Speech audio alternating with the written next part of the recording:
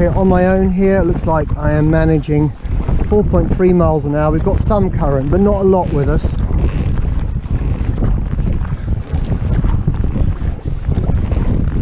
It certainly glides through the water particularly nicely. Oops, that is a problem I keep having. I'm going to just have to get used to that part of it.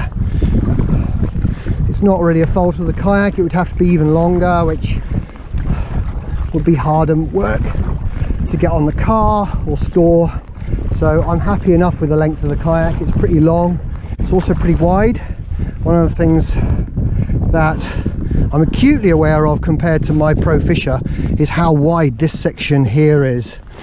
It's amazing how wide that is, and yet my calves are really pinned in here.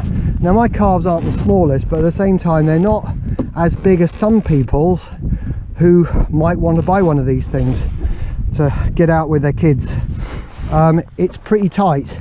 Apart from that, I should say that this fish finder is actually set into a binnacle that I made. This is carbon fibre. I had that on my other Stealth.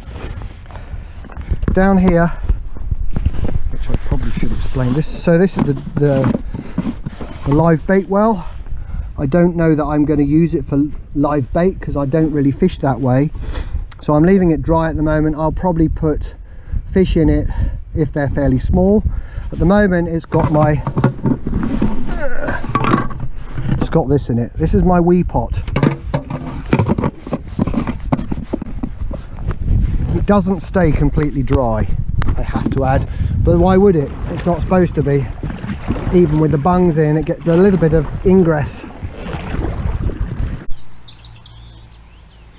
I've added a few extras, so here we are with a Railblazer mount here and a smaller Ramble mount there. So moving back across the hatch lid, I've got some bungee there for holding lure box or whatever.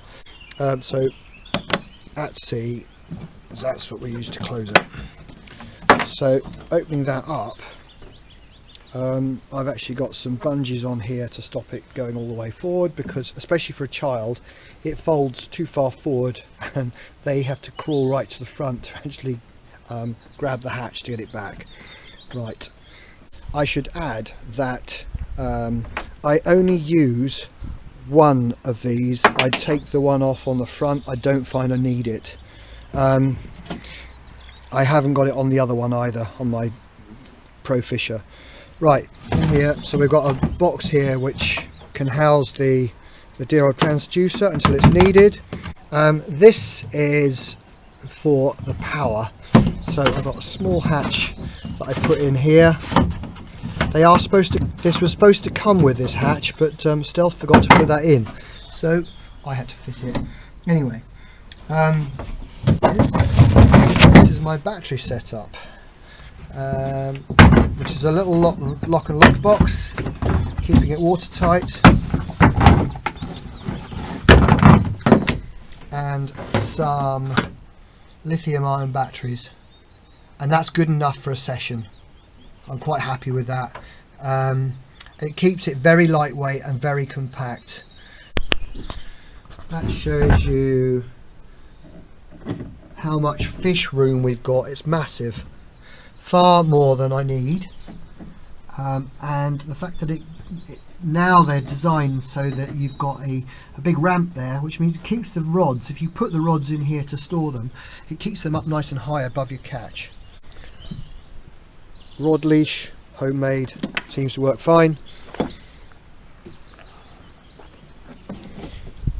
Rod leash at the back, I've got that's a feel-free rod leash. They're quite good.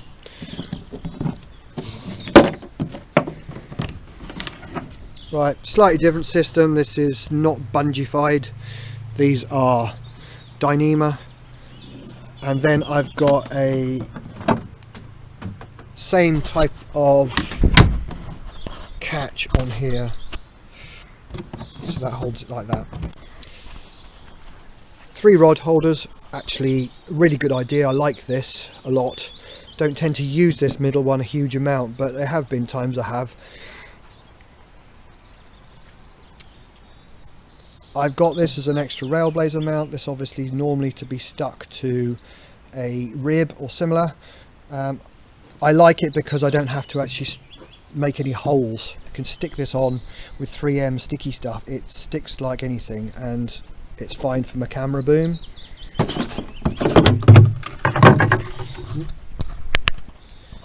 And if you can see this, very nice big storage space, much bigger than the old style ones. I went for a twisty lid because I just like the look of them, and I find they work well enough for me.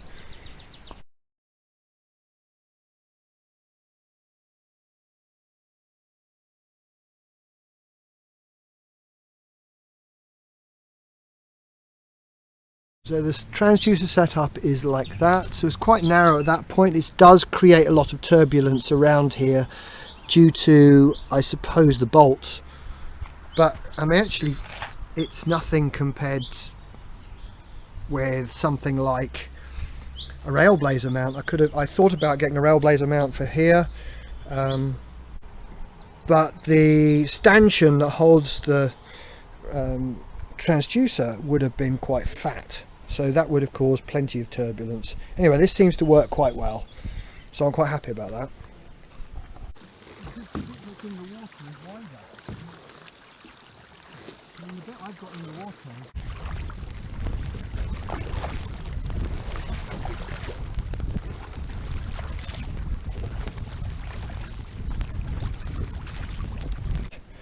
Obviously I've got a specialist paint scheme.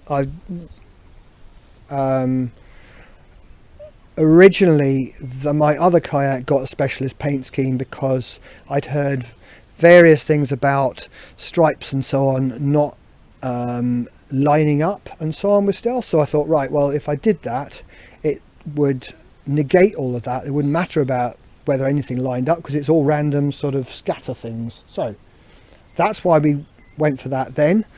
This time I quite liked the style of it, so I thought, well, I want a white hull, completely white hull is what I wanted, because that way it would be easy enough to patch up any problems, because you can get hold of white gel coat really easily. There's no worry about putting the amounts of pigment to get exactly the right color match. So I thought, right, do that. And then I decided, oh yeah, actually to do some drizzles across it would make it look more interesting, and it keeps it in with the other one.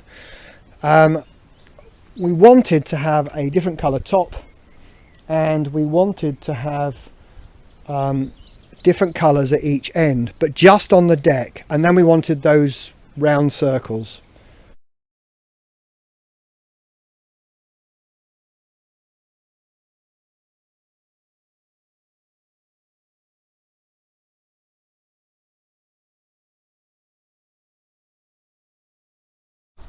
Luke wanted to put it on one of the Stealth order forms, and so he decided to mess about with it on the computer. So unfortunately the colours were that it had faded tips complete, like it has. He then drew the squiggles on it and the circles on the top, which was fine. He also said that he wanted the hull actually white, but unfortunately it's quite easy. I can see that someone would just look at it and think, oh, we just want tips these like that, and just go with it. Now in some ways they look all right. I still think I'd rather have white, but I found out a negative side of all of this.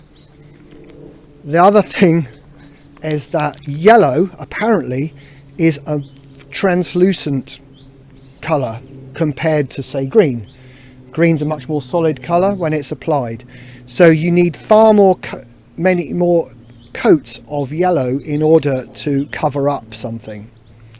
Now when I got the thing out of the container, we unwrapped it and so on, I didn't notice the underneath. A friend came round later on in the afternoon and we discovered that there was damage to the hull.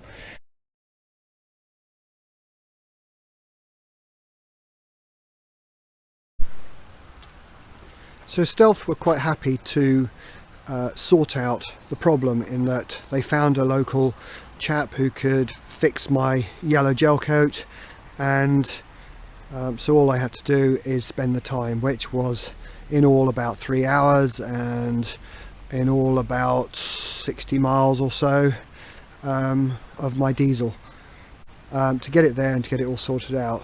I haven't actually been compensated for that, which is a bit irritating, to be fair. This is Plasti Dip. I've also got some keel easy on here that needs sticking down a bit more as well, so I've got some work to do there.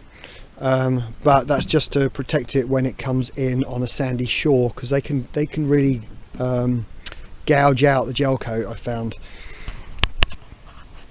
Right, there we can see there's the front scuppers, the rear scuppers, and these two ports here are from the live bait well.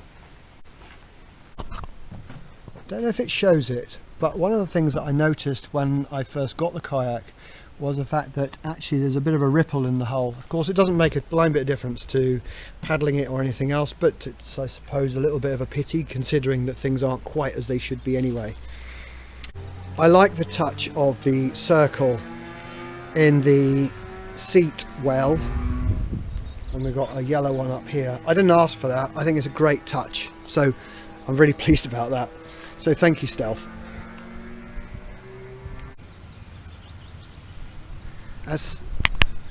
As a platform to fish off, to paddle, whatever, with your nearest and dearest or with a friend, it is a great piece of kit. So I'm really pleased with it, actually, despite a few things that haven't worked out as they should have done.